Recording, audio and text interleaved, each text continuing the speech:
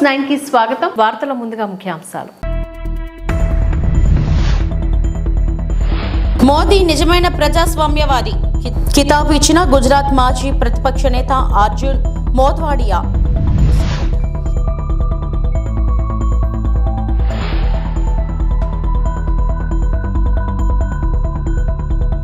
జోరందుకున్న ఎన్నికల ప్రచారం. సీఎం జగన్ సుడిగాలి పర్యటన.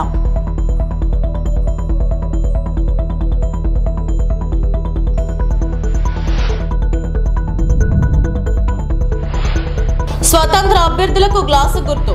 అయోమయంలో కూటమి నేతలు.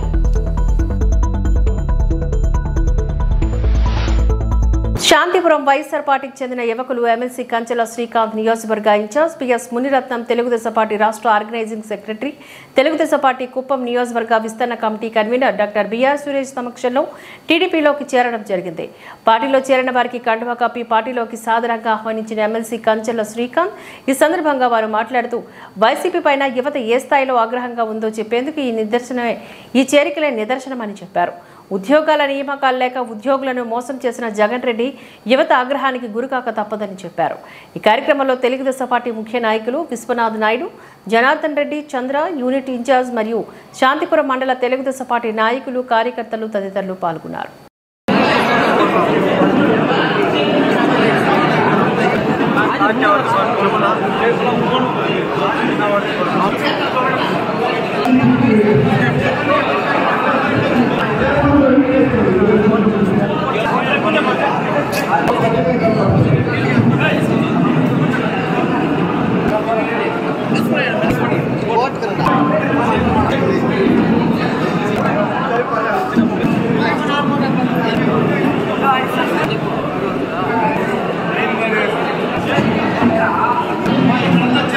టీడీపీ అధినేత మాజీ సీఎం చంద్రబాబు నాయుడు ఆయన స్థాయిని మరిచి వైసీపీ వ్యవస్థాపకులు సీఎం జగన్మోహన్ రెడ్డి పోతే పీడ వదిలిపోతుందని నిన్నటి సభలో వ్యాఖ్యానించిన పైన స్థానిక వైఎస్ఆర్ అభిమాని బొమ్మగుంట రవి ఆగ్రహాన్ని వ్యక్తం చేశారు. తిరుపతి ప్రెస్ క్లబ్లో సోమవారం మీడియా ముందు భూమన సైన్యం దాము, తిమ్మారెడ్డి, కుమారి, వెంకటేష్, కిరణ్ తదితరులతో కలిసి బొమ్మగుంట ఈ సందర్భంగా మాట్లాడారు. తమ జగనన్న గురించి ఇంత దారుణంగా చంద్రబాబు మాట్లాడడం పైన బాధాకరమని అన్నారు. 40 సంవత్సరాల రాజకీయ ఇండస్ట్రీ అని చెప్పుకున్న చంద్రబాబుకు ఇది తగునా అని ప్రశ్నించారు. జగన్మోహన్ రెడ్డి గారిని చంపేస్తే ఏమి అంటున్నాడు. దీన్ని బట్టి ఏపీలో ప్రజలు ఇంకా ఉన్న వాళ్ళందరూ ఒకటి ఆలోచించాలి. ఇతని పిచ్చి ఏ స్థాయికి వెళ్ళిపోయింది. ఇతని పార్ట్నర్ పవన్ కళ్యాణ్ మాట్లాడే మాటలకి ఈ ఏపీలో జరుగుతూ ఉండే దౌర్జన్య కాండాలు వాళ్ళ పార్టీ వాళ్ళు చేసేది కారణం అదే. కారణం ఏదైనా చెప్తా ఉన్నాను. 5 ఏళ్ళు ప్రతి ఒక్కరూ అన్ని పనులు మీరు చేసుకున్నారు. ఏ వైఎస్ఆర్ అభిమాని కానీ, జగన్మోహన్ రెడ్డికి అభిమానులు కానీ ఎవ్వరు కానీ మీకు ఏ ఇబ్బంది పెట్టలేదు. ఈ చంద్రబాబు నాయుడు, ఈ పవన్ కళ్యాణ్, ఈ ఆంధ్రాన్ని నిలవన చీల్చిన కిరణ్ కుమార్ రెడ్డి ముగ్గురు ఈ ఎలక్షన్ అయిపోయినాక ఒక్కడు కూడా ఏపీలో కనిపించరు. వీళ్ళు తెలంగాణకి వెళ్ళిపోతారు. మన రాష్ట్రం కాదు. మన రాష్ట్రం అయితే ఇండ్లు ఏడే కాపురాలు ఉండాలి. లేరు. ఏది పడితే అది మాట్లాడేసి సాయంకాలం అయితే తన గూటికి చేరుకుంటారు. ఇక్కడ ఉన్నవాళ్ళు ఉద్దేశపూర్వకంగా గలాటాలు వేసుకొని వాళ్ళు కొన్ని సమస్యల్లో ఇరుక్కుంటే చాలా ప్రాబ్లాలు వస్తాయి. చంద్రబాబు నాయుడుకి సూటిగా ఒక ప్రశ్న చెప్తా ఉన్నాను. చంద్రబాబు నాయుడు అందరినీ చంపే రాష్ట్రంలో 5 కోట్ల మందిని నువ్వు, నీ మనవడు, నీ కొడుకు, మీ కోడాలు, మీ భార్య, మీ సతీమణి, మీరు నలుగురే ఉండండి. ఆ శవాలపైన చిల్లర చల్లితే ఆ చిల్లర కూడా ఎత్తుకొని పోయి బ్యాంకులు వేసుకొని బతుకు. దయచేసి నువ్వు మాట్లాడే మాటలు 75 ఏళ్ళు వయసు కలిగినోడు మాట్లాడినట్టు లేదు. నువ్వేదో చంపేస్తాను, పొడిచేస్తానని నువ్వు పిసికేస్తానని ఆయన. పిసికేదానికి మేము నిమ్మకాయలు కాదు, చంపేసేదానికి మేము గోరింకులు, పూరేళ్ళు, కౌజులు, పిల్లులు కాదురా నాయన. మాకు కూడా అన్నీ ఉన్నాయి. ఏం చేయాలన్నా చేయగలిగే సత్తా ఉంది. రాజశేఖర రెడ్డి అనే వ్యక్తి ఈ రాష్ట్రంలో అడుగడుగున నీకు ఎన్ని సినిమాలు చూపించాడో నీకు తెలుసు. కానీ ఈ యువతకి ఇలాంటి మార్గదర్శకాలు మీటింగుల్లో నువ్వు చెప్పడం దారుణమో. దీన్ని పూర్తిగా మీరందరూ పత్రికాముఖంగా సభ్య సమాజము ప్రతి ఒక్కరూ దీన్ని ఖండించాలి. ఎవరన్నా నీలే మాటకి జగన్మోహన్ రెడ్డి గారిని చంపేస్తావా అంటే నైతికంగా నువ్వు చచ్చిపోయినట్టే. నువ్వు చచ్చిపోయినోడే అని చంపుతావు జగన్మోహన్ రెడ్డిని. భయపడే కదా మాట అంటావు. నువ్వు ఎవరైనా అంటారా రాజకీయాలలో? మీరే చెప్పండి. ఇది చాలా దారుణం. ఈ పవన్ కళ్యాణ్, జగన్మోహన్ రెడ్డి, ఈ మన జంబలగడి పంబ కిరణ్ కుమార్ రెడ్డి ఆంధ్రాని నిలవని చీల్చేస్తుంటే అంత గులకరాయి ఎత్తుకొని వచ్చినాడు. ఇది లండన్లో ఉనింది, ఇది కట్టున్నారు గోడ, ఈ రాయి పెట్టుకొని చెప్తాను ఆంధ్రాని చీల్చని అన్నాడు. చివరికి ఆ సమిటి తెచ్చి ఆంధ్రాని దెబ్బలుగా కొట్టించినాడు. ఏమా ఇవన్నీ మీరందరూ ఒకటే ఆలోచించండి. నేను నిజం చెప్తున్నాను, ఇవంతా సమాజానికి మంచి మాటలు కాదు. ఇలాంటి మాటలు మాట్లాడని నేను కూడా వేస్తాను భయంకరమైన పంచులు. ఆ పంచులతో ఏమీ పంచి ఊడదు, ఏది ఊడదు. దయచేసి ఈ రాష్ట్రంలో బడుగు బలహీన వర్గాలు, ఎస్సీ ఎస్టీ బీసీ మైనార్టీలు ప్రతి ఒక్కరూ చంద్రబాబు నాయుడు మాటలు ఆలోచించండి. మీరందరూ ఏకమయ్యి మనకు మంచి చేస్తున్న జగన్మోహన్ రెడ్డి గారి పైన దాడి చేస్తాను, చివరికి చంపేస్తాను నేను చంద్రబాబు నాయుడికి రాజకీయ సమాధి కట్టం 2024లో. మళ్ళీ తెలంగాణ నుండి ఈ ఏపీలో ఎక్కడ ఈ పవన్ కళ్యాణ్, ఈ చంద్రబాబు నాయుడు, ఈ మన బీజేపీ పార్టీ పురంధేశ్వరి గారు, ఈ కిరణ్ కుమార్ రెడ్డి, ఈ నలుగురు ఈ రాష్ట్రానికి పెద్ద ముప్పు. ఈ నలుగురిని రాష్ట్రానికి రానియకుండా మనం పేదవాళ్ళ జగన్మోహన్ రెడ్డి కాపాడుకోవాలి. ఇలాంటి మాటలు మళ్ళీ మాట్లాడితే పత్రికలు మీరందరూ కూడా దీన్ని ఖండించాలని, ఆ మాట్లాడే మాటలకు నవ్వుకునేది లేకుండా మీరందరూ ఖండించి ఈ మన సమాజాన్ని మంచి మార్గంలో నడిపిద్దామని మనస్ఫూర్తిగా కోరుకుంటూ ఈడికొచ్చిన వ్యక్తుల్లో రచయితగా అభ్యుదయవాదిగా తెలుగు సాహిత్యానికి దశను దిశను మార్చిన కొంతమంది రచయితల్లో శ్రీశ్రీ ఒకరని రాయలసీమ రంగస్థలి చైర్మన్ గుండాల గోపీనాథ్ రెడ్డి అన్నారు. మహాకవి శ్రీశ్రీ 114వ జయంతి వేడుకలను తిరుపతిలో రాయలసీమ రంగస్థలి కళాకారులు ఘనంగా నిర్వహించారు. ఆయన చిత్రపటానికి పుష్పాంజలి ఘటించారు. ఈ సందర్భంగా రాయలసీమ రంగస్థలి చైర్మన్ గుండాల గోపీనాథ్ రెడ్డి మాట్లాడుతూ శ్రీశ్రీ రచించిన మహాప్రస్థానం కవితా సంకలనం ఇప్పటికీ ఎవర్గ్రీన్ పుస్తకంగా ఉందని కొనియాడారు. అతి తక్కువ అక్షరాలతో మహాశబ్దాన్ని సృష్టించగల దిట్ట శ్రీశ్రీ అని చెప్పారు. ముఖ్యంగా ఆయన రచనలు పీడిత ప్రజల్లో చైతన్యం తీసుకువచ్చాయంటూ గుర్తు చేశారు. ఆయన రచించిన తెలుగు వీరలేవరా సినీ గేయానికి జాతీయ అవార్డు దక్కిందని తెలియజేశారు. తెలుగు సాహిత్యాన్ని శ్రీశ్రీ ముందు, శ్రీశ్రీ తర్వాత అన్న విధంగా ప్రభావితం చేసిన రచయిత అంటూ కొనియాడారు.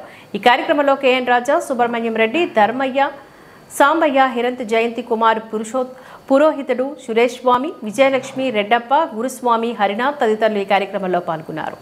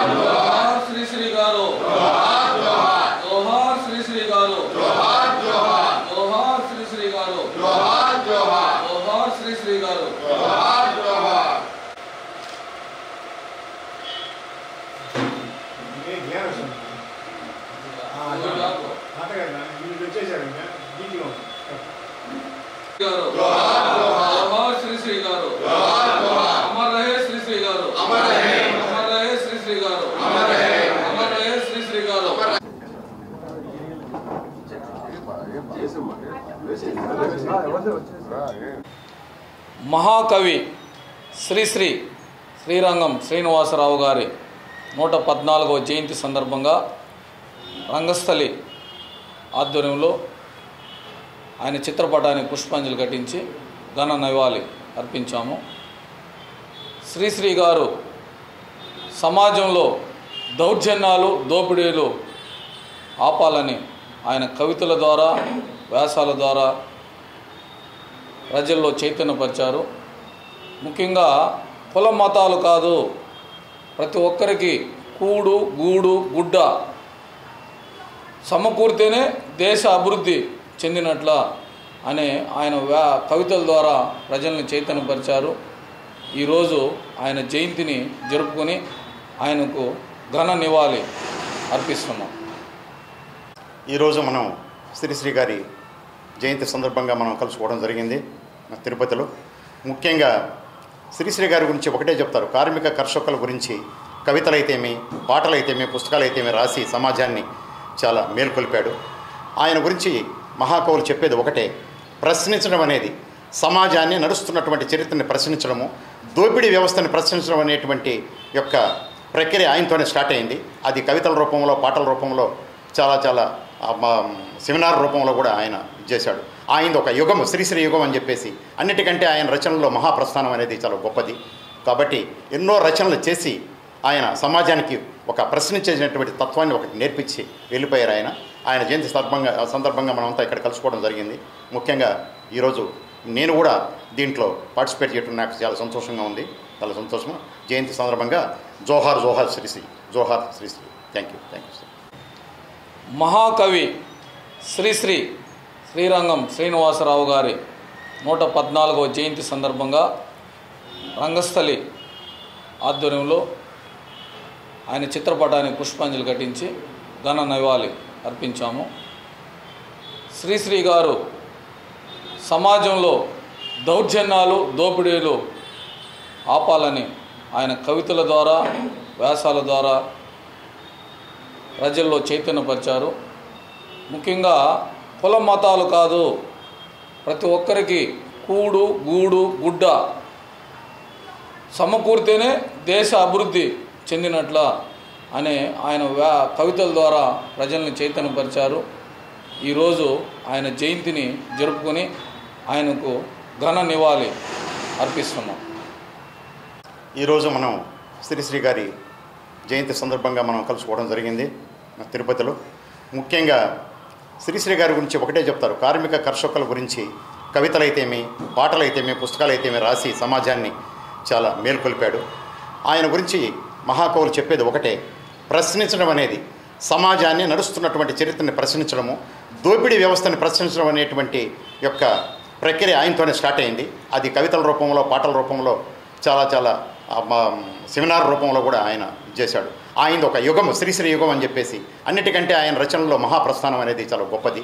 కాబట్టి ఎన్నో రచనలు చేసి ఆయన సమాజానికి ఒక ప్రశ్నించేటటువంటి తత్వాన్ని ఒకటి నేర్పించి వెళ్ళిపోయారు. ఆయన జయంతి సందర్భంగా మనమంతా ఇక్కడ కలుసుకోవడం జరిగింది. ముఖ్యంగా ఈరోజు నేను కూడా దీంట్లో పార్టిసిపేట్ చేయడం నాకు చాలా సంతోషంగా ఉంది. చాలా సంతోషం. జయంతి సందర్భంగా జోహార్ జోహార్ శ్రీశ్రీ, జోహార్ శ్రీశ్రీ. Thank you.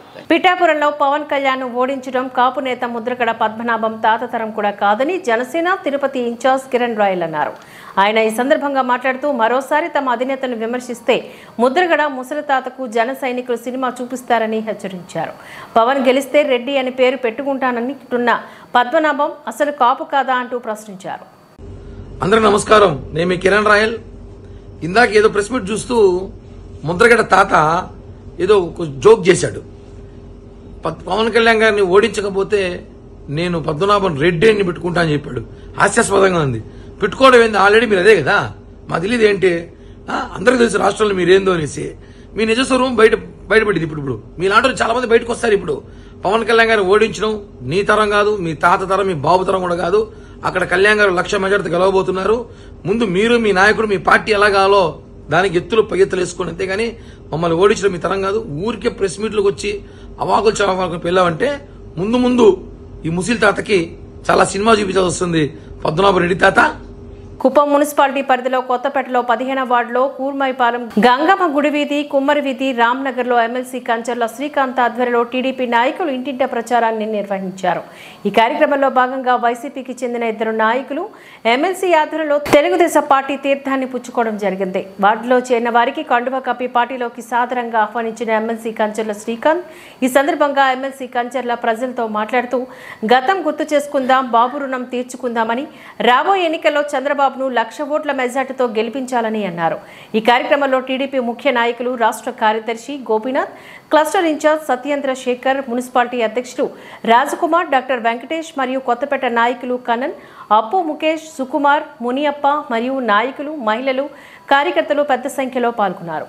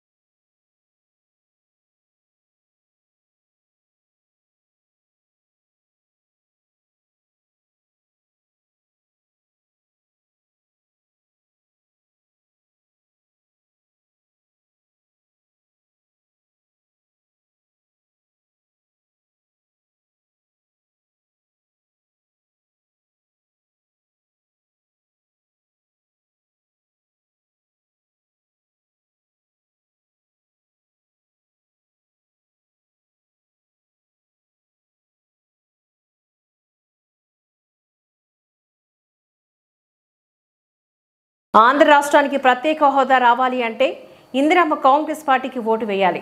ఇందిరమ్మ కాంగ్రెస్ అధికారంలోకి వస్తే రైతులకు 2 లక్షల రూపాయల రుణమాఫీ. చంద్రగిరి కాంగ్రెస్ పార్టీ ఎమ్మెల్యే అభ్యర్థి కనుమర్తి శ్రీనివాసులు. తిరుపతి జిల్లా చంద్రగిరి నియోజకవర్గ పాకాల మండలం దామల చెరువులో మంగళవారం ఎన్నికల ప్రచారంలో భాగంగా కాంగ్రెస్ పార్టీ చంద్రగిరి నియోజకవర్గ ఎమ్మెల్యే అభ్యర్థి కనుమర్తి శ్రీనివాసులు ఇంటింటి ప్రచారం కాంగ్రెస్ పార్టీ జిల్లా కార్యదర్శి పఠాన్ మస్తాన్ బాషా నారాయణ స్థానిక నాయకులు ఆధ్వర్యంలో కలిసి ప్రచారం చేస్తూ హస్తం గుర్తుకు ఓటు వేయాలని అభ్యర్థించారు. ఈ సందర్భంగా కాంగ్రెస్ పార్టీ చంద్రగిరి నియోజకవర్గ ఎమ్మెల్యే అభ్యర్థి డాక్టర్ శ్రీనివాసులు మాట్లాడుతూ ఆంధ్ర రాష్ట్రానికి 10 సంవత్సరాల ప్రత్యేక హోదా తీసుకువచ్చే బాధ్యత కాంగ్రెస్ పార్టీ తీసుకుంటుందని, రాష్ట్రంలో నేటి ప్రాజెక్టులు, పరిశ్రమలు తీసుకువచ్చి నిరుద్యోగులకు ఉద్యోగ అవకాశాలు, రైతుల అభివృద్ధికి ఎంతో కృషి చేస్తామని అన్నారు. అధికారం చేపట్టిన వెంటనే రైతులకు 2 లక్షల రూపాయలు రుణమాఫీ, పేద కుటుంబంలో ఒక మహిళకు నెలకు 8,833 రూపాయలు అందిస్తామని, వృద్ధులకు, వితంతువులకు 4,000 రూపాయల పెన్షన్, వికలాంగులకు 6,000 రూపాయల పెన్షన్, పేదలకు ఇల్లు కట్టుకోవడానికి 5 లక్షల రూపాయలతో ఇళ్ల నిర్మాణం, KG to PG ఉచిత విద్య అందిస్తామని తెలియజేశారు. రాబోయే ఎన్నికల్లో మే 13వ తేదీన మీ అమూల్యమైన ఓటును హస్తం గుర్తుపై ఓటు వేసి అఖండ మెజార్టీతో చంద్రగిరి నియోజకవర్గంలో కాంగ్రెస్ అభ్యర్థి వాసుని గెలిపించాలని అభ్యర్థించారు. ఈ కార్యక్రమంలో కాంగ్రెస్ పార్టీ నాయకులు, మహిళలు, నాయకురాలు, కార్యకర్తలు తదితరులు పాల్గొన్నారు.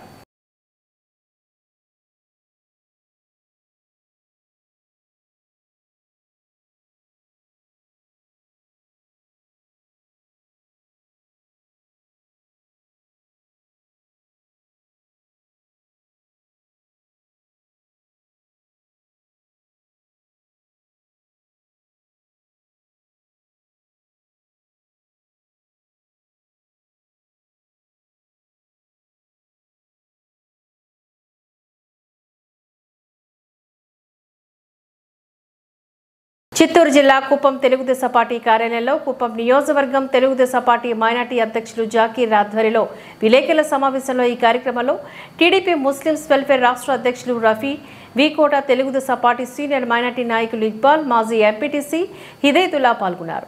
ఈ సందర్భంగా వారు మాట్లాడుతూ మైనార్టీలకు రాష్ట్రంలో 4% రిజర్వేషన్ కోసం పోరాడిన ఘనత చంద్రబాబుకే సాధ్యమైంది. మైనార్టీ అభివృద్ధికి రాష్ట్రంలో పలు సంక్షేమాలకు టీడీపీ అధినేత చంద్రబాబు నాయుడు కృషి చేశారు. మసీదులు, బర్రెల గ్రౌండ్స్ అభివృద్ధి, బడు బలహీన వర్గాల మైనార్టీలకు రంజాన్ తోఫాలు ఇచ్చిన ఘనత చంద్రబాబుదేనని అన్నారు. రాష్ట్రంలో మైనార్టీలందరూ ఏకమై ఎన్డీఏ కూటమికి ఓటు వేసి అభ్యర్థులను గెలిపించాలని మైనార్టీ వెల్ఫేర్ నాయకులు కోరారు.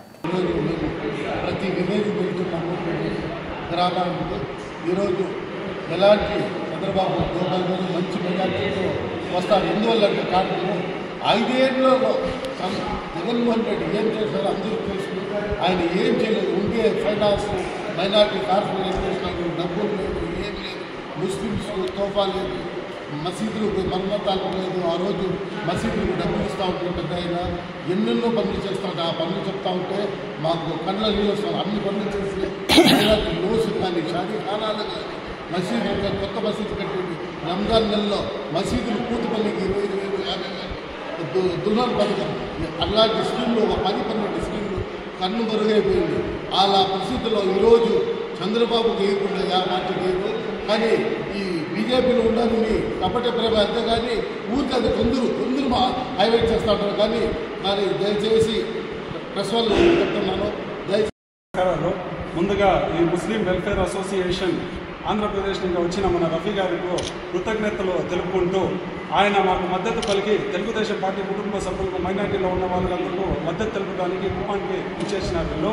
ఇచ్చేసి మన కుప్పం మండలం కానీ, గుడిపల్లి మండలం కానీ, శాంతిపురం మండలం కానీ మైనార్టీస్ ఉన్న ఊరుకు తిరిగి వాళ్ళు మనకు మద్దతు పలకాలనేసి కోరుకున్నారు. ఇంకా జగన్ ప్రభుత్వం గురించి పెద్దగా చెప్పుకోదలిసింది ఏం లేదు, పత్రికా మిత్రులకు అంతా తెలిసిందే. ఆయన కపట ప్రేమ చూపిస్తున్నారన్నమాట. మన ముస్లిం సోదరులకు అన్యాయం జరిగిందంటే ఒకే జగన్ ప్రభుత్వంలో ఈ 5 ఏళ్లలో ఎంత నష్టపోయినారు మైనార్టీలు అనేది మీరు సభాముఖంగా తెలుసుకోవాలంటే ఆయన లాభం పొందినవాడు కాదు, నష్టపోయిన వాళ్ళు ఎంతమంది ఉన్నారని కనుక్కోండి. లాభం అక్కర్లేదు, ఆయనతో మనకు ఆనందపరచాల్సిన పని ఏం లేదు. నష్టపెట్టిన వాళ్ళు ఎంతమంది ఉన్నారు, ప్రాణాలు కోల్పోయిన వాళ్ళు ఎంతమంది ఉన్నారు. నంద్యాలలో సలాం కుటుంబము రైలు కింద ప్రాణాలు విడిచినారు, టోటల్గా 4 మంది. మళ్ళీ నర్సాపేటలో మా ఇమాం సాబు ఒక ఆయనకి నరికి కాంప్లెక్స్ ఏదో పరిగ్రహణం జరిగినందుకు ఆయనకి నరికి చంపేసినారు. అంతేందుకు మన కాన్స్టిట్యున్సీలో పార్లమెంట్లో పొలంనేరులో మిస్బా అనే అమ్మాయి ఎస్ఎల్సీ చదువుతున్న అమ్మాయిని హతమర్చారు. ఎవరు? ప్రిన్సిపాల్.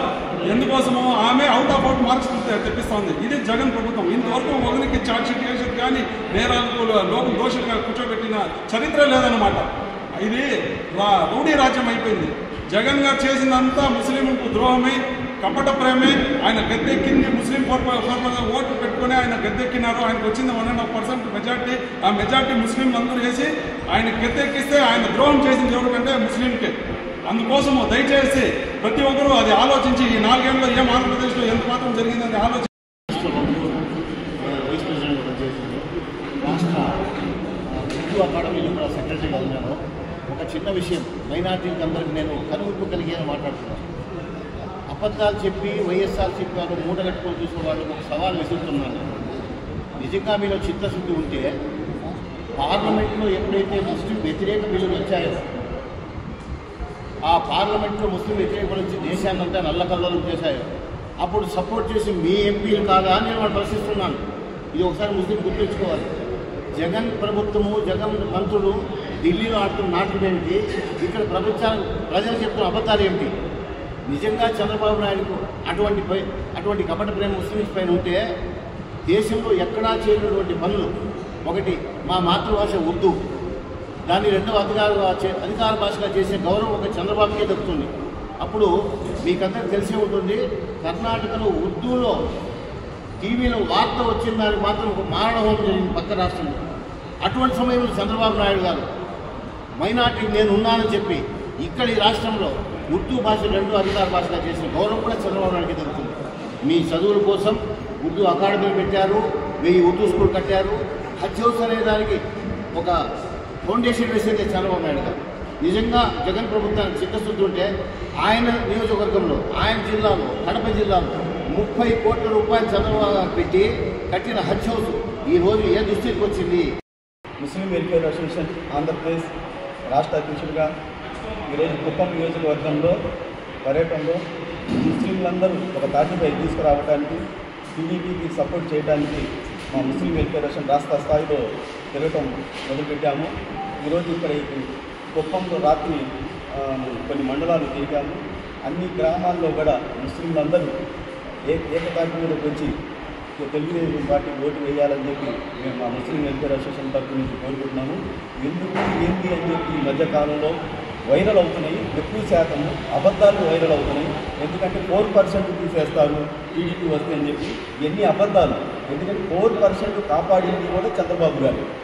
ఆ రోజుల్లో 4% వేరే వాళ్ళు ఇచ్చిన ఆ 4% కాపాడింది ఎందుకంటే సుప్రీంకోర్టులో వేసి కాపాడిన వ్యక్తి చంద్రబాబు గారు అని చెప్పి తెలియజేసుకుంటూ, అలాగే ఆ 4% తీసేయడానికి ఎవరైతే ఉన్నారో వాళ్ళు జగన్ పక్కన ఉన్నారు ఈరోజు.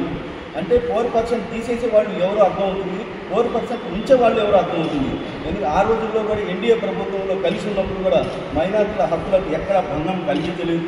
అలాగే మైనార్టీలకు సంబంధించిన సంక్షేమ కార్యక్రమాలు కానీ అనేక కార్యక్రమాలు, ఎందుకంటే ఈద్గాలు కానీ, బరేల్ గ్రౌండ్లు కానీ, షాదీఖానాలు కానీ, మసీదులు కానీ అనేక సంక్షేమ కార్యక్రమాలు ఈరోజు జగన్ ప్రభుత్వం వచ్చిన తర్వాత ఒక్క సంక్షేమ కార్యక్రమంలో లేదు, ఒక్క ఈద్గా ఒక గోడ కూడా కట్టలేదు. ఎందుకంటే మైనార్టీలకు ఈరోజు ద్రోహం చేస్తుంది ఒక జగన్ ప్రభుత్వం అని చెప్పి తెలియజేస్తున్నాను. ఎందుకంటే ఎన్ఆర్సీ సిఏ సెంట్రల్లో కూడా సపోర్ట్ చేసింది జగన్ ప్రభుత్వమే. ఎందుకంటే ఏ రోజు కూడా ప్రభుత్వంలో ఉండగా మైనార్టీల హక్కులను భంగం కలిగి. ఈ వార్తలు ఇంతటితో సమాప్తం. నమస్కారం.